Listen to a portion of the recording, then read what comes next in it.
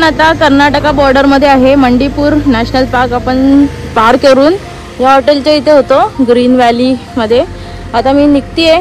इथे सकाळचे 7:30 वाजलेत आणि आपण ना डायरेक्ट आहे ना गोकर्णाला जाणार आहे. आतून शिवमोगू समथिंग असं रोड आहे. मैसूर पॅलेस आपण नाही करणार आहे, आपण कधी नंतरला करू. पण गोकर्ण गोवाची बॉर्डर प्रयत्न करायचा आहे पार करायचं. So let's go, start the ride. जेव्हा तुम्हाला कोणी सांगायला नसतं ना की हे मत कर वो मत कर, then you live your adventurous and the real life. आता बघा, उटीवरून मी येत होती, मला खूप थंडी लागत होती आणि मला उटीमध्ये थांबायचं नव्हतं. विचार केला मी आता तामिळनाडू सोडणार आणि मी डायरेक्ट कर्नाटकामध्येच येणार. आणि लागलं काय, फॉरेस्ट एरिया. आणि नंतर मग त्याच्यामध्ये एवढे सारे हत्ती पाहिले, त्यानंतर डिअर्स पण पाहिले. त्याचा हेल्मेट आणि माझा हेल्मेट सेम आहे. हे लोकांनी ते ॲडव्हेंचर काय केलं काय माहिती, पण रात्री मी जो ॲडव्हेंचर केला आहे तो भारी केला एकदम. सोलो ट्रॅव्हलरनी नाईट सफारी करून आलोय. The कोकणकर, the mad कोकणकर is here. Sonali पडत. पुराच्या इथून मी आता मडी केरी आहे ना तिथून जाणार आहे आणि तो डायरेक्ट गोकर्णच्या इकडे जातो. तुम्ही इथून चामुंडी हिल्स पण जाऊ शकता या साईडला, ते पण छान आहे बघण्यासारखं. पण मी तर गोव्याला जाणार आहे ना, तर मी मडी केरीच्या इथून गोकर्णाच्या रोडला जाणार आहे. एका शरीजाड आणि मी कुर्गला आहे आणि आम्ही इथे कॉफी प्लांटेशन पण पाहत होतो आणि कॉफी पण घेतली आहे मी. एक किलो तरी कॉफी घेतली. मी तुम्हाला कॉफी दाखवते हाऊ इट इज. हे सगळे कॉफीचे झाड आहेत आणि हे कॉफी बीन्स आहेत. आता ते ग्रीन आहेत, त्याच्यानंतर ना ते सुकून मग ब्लॅक होणार, मग ते लोक काढतात. मध्ये कॉफी आणि कॉफी बीन्स पण घेतली आपण. सगळीकडे ना कॉफीचंच प्लांटेशन आहे. उटीमध्ये आपण चाय पत्त्या घेतल्या आणि आता कुर्गमध्ये येऊन कॉफी घेतलेत. चलो. आणि कुर्गमध्ये ना हे सगळे दिसत आहेत ना, ते दालचिनीची पानं आहेत आणि ते बाजूला दिसत आहेत ते सगळे कॉफीचं प्लांटिंग आहे. गाईज, मी आता कर्नाटकाच्या कुर्ग ह्या परिसरामध्ये आहे आणि तुम्ही आजूबाजूला ते पाहताय ना, ते मोठी मोठी झाडं, त्याच्यावरती ते दालचिनीची पानं, त्याच्यानंतर हे खाली आहेत ते कॉफी प्लांटेशन्स आहेत. मग आपण इथं कुर्गमध्ये कॉफी वगैरे घेतलं. 1 किलो कॉफी घेतली आहे मी आणि चहा पावडर पण घेतली इकडची. म्हणजे आता 9 किलो कॉफी आणि 9 किलो चहा पावडरच घेतली आहे मी. उटीमध्ये 8 किलो आणि इथे 1 किलो. आता आपण गोव्याला परतीचा प्रवास चालू केला आहे.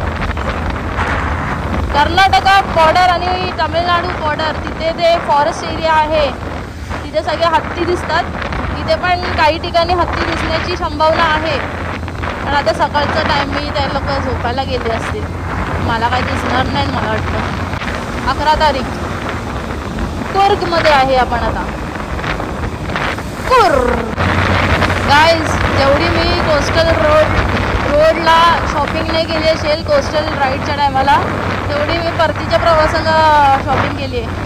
आता प्रयत्न हेच आहे माझा की मी कर्नाटका, उडुपी, हे कारवार म्हणून बीच आहे ते सगळं पार करून आपण गोव्यामध्ये एंट्री घेणार आहे आणि तिकडे मला स्टे करायचं आहे. पण लेट्स सी, इथे 600 किलोमीटर्स होते. माय सेकंड होम कर्नाटका. मला राजस्थान, कर्नाटका हे दोन्ही भाग आहेत ना, मला खूप आवडतात आणि हे माझे खूप जवळचे. I love those states. तर मग आपण कर्नाटकामध्ये जेवलो एकदाचं. कोर्ग भारी आहे यार तुमचं कर्नाटकमध्ये, मला खूप सुंदर वाटलं कोर्ग. भारी. कुकर मध्ये आली आमची मेगा चारी झाड.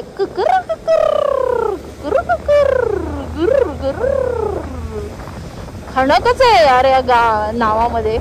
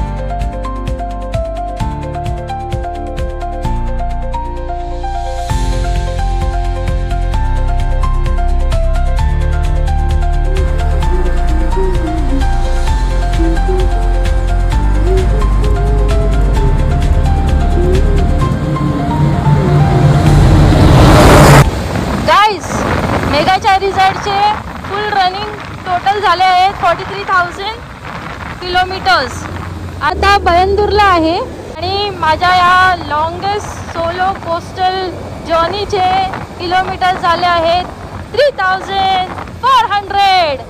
इथे वाजले आहेत 9 आणि मुरुडेश्वर आता 23 किलोमीटर्स आहे. आपण तिथे थांबणार आहे आणि आपण तिथे स्टे करणार आहे आणि उद्या प्रस्थान करणार आहोत गोव्यासाठी. सो आता आपण आराम करूया लॉन्च बघून. Bye bye.